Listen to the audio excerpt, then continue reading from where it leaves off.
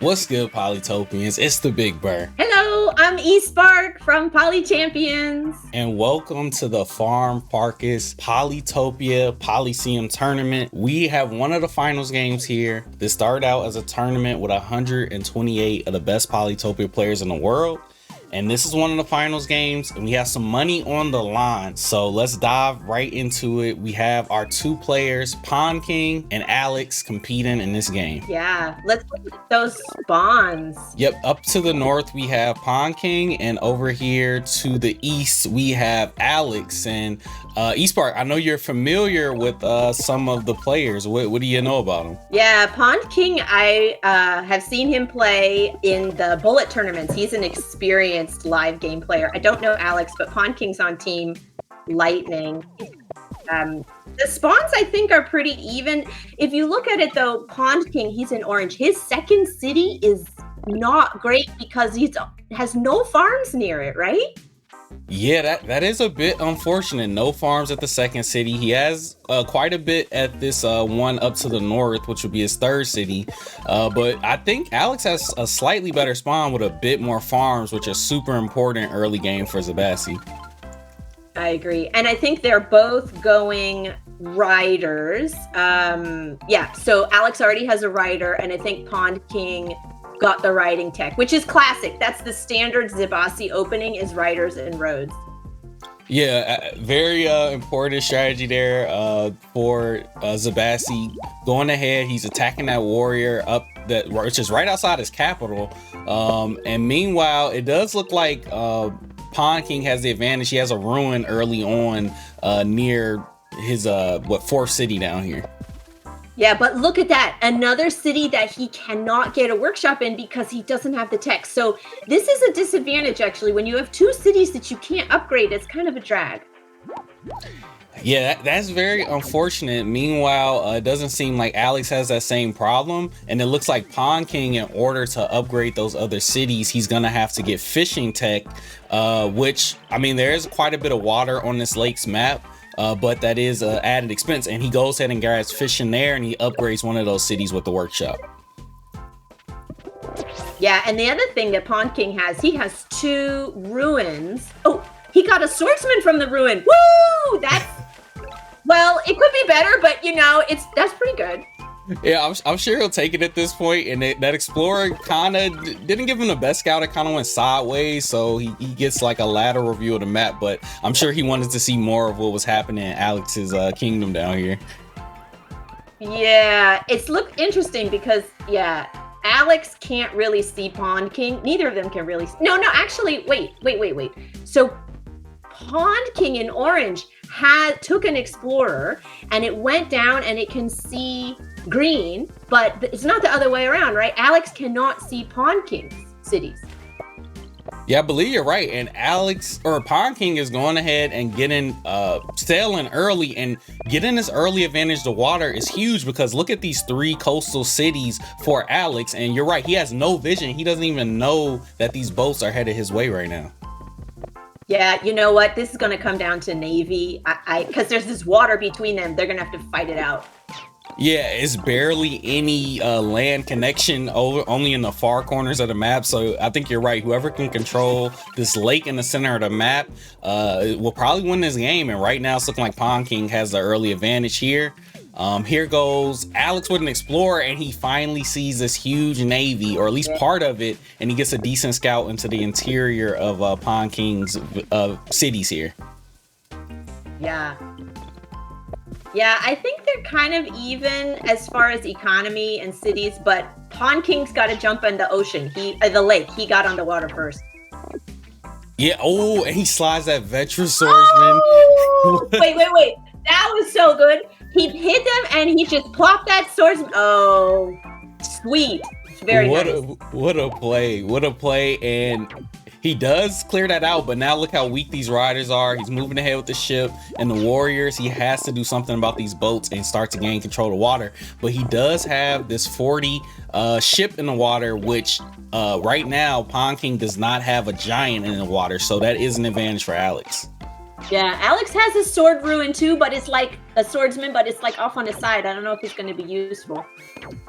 Oh yeah, I see the swordsman in the corner. That's not gonna help him out too much. It would have been better if it's around his capital, which is getting sieged or about to get sieged by right now by a giant, by Pawn King. Ooh, I bet he can unsiege though. He has 2 farms, so he'll be all right. You're right about that. Meanwhile, we had this battle in the middle of the map, ship versus ship.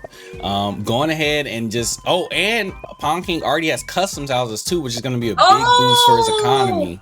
Well, wait, okay, that's big. Look, he has 2 custom houses. Pawn King has 2. That's 3 now. 3. Oh, nice. Can we look at this? Look at the stars. Okay, so Pawn King has like 55 and Alex has it's 35. I can't read. 35 from Pawn King, and meanwhile 23 from Alex. So those customs houses are huge. Yeah, Pawn King looks to be really strong here. Again, Alex can unsiege this capital, but he's throwing. Oh, he didn't get the double farm to pop his own giant. Oh, now he is. Okay. Oh, he got it with I wonder why he didn't just go ahead and giant push that giant out. Why did he attack and then get the giant anyway? Do you know why? I would have gotten the 2 farms. I understand why you got the port to get more units in the water, but I would have done the 2 farms. It would have cost less, and you could have put those units in boats. Yeah, questionable decision there. I'm not sure his thinking there, but anyway, he has a giant. He's moving forward towards Pawn King to apply some pressure. But look at these high-level customs houses by Pawn King. That's just giving him such an advantage. Meanwhile, Alex is at 31 stars, but Pawn King is already at 48 stars per turn on turn 16. That is crazy. Yeah, those custom houses. Look at them. When you can get synergy like that, right? When you can get overlap, that's so much income. That's actually crazy. But Alex has a pretty strong navy right now that he's building. It's pretty competitive. He's upgrading his cities. He's doing 0 damage to that giant, but he is attacking and getting a lot of boats right now. So maybe he's thinking he can overwhelm him in the water. Yeah, Alex has more naval units. But Pawn King has like a giant battleship, which is tough. Yeah, that's right in the center of the map.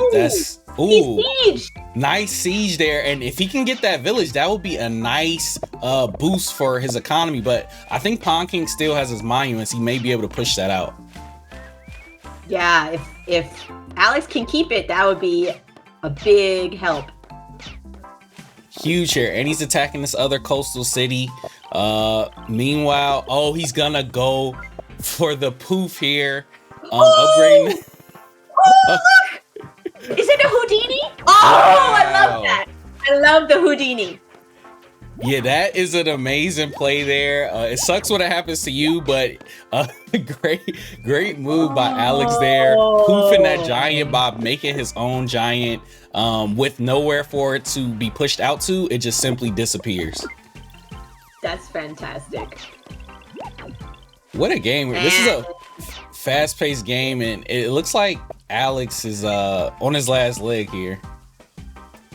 I have to guess, like, losing your giant is just a big blow, like, psychologically. You're just like, oof.